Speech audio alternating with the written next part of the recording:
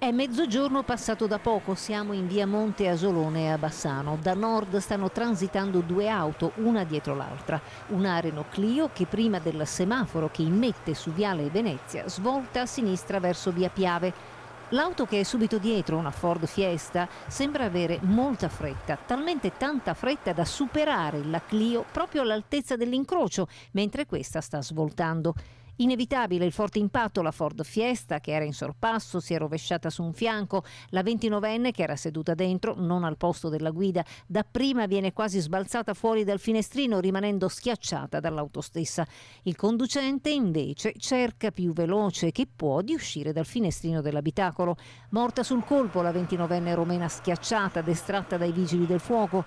La giovane della Renault, bassanese, che si è vista l'auto in sorpasso mentre svoltava, è stata condotta all'ospedale di Bassano per accertamenti, grazie ai sanitari del SUEM 118 intervenuti sul posto e capitanati dal dottor Cappuccio.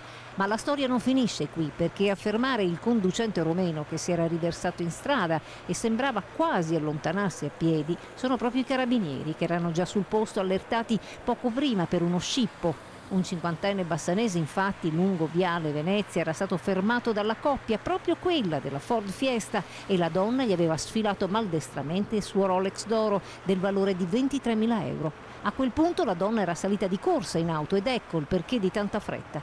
L'epilogo del fatto lo mostrano le immagini. L'autrice del gesto ha trovato la morte, il complice è stato portato in caserma in stato di arresto per rapina e omicidio stradale. Entrambi non residenti in Italia, ma con una sfilza di reati alle spalle e molte false identità usate.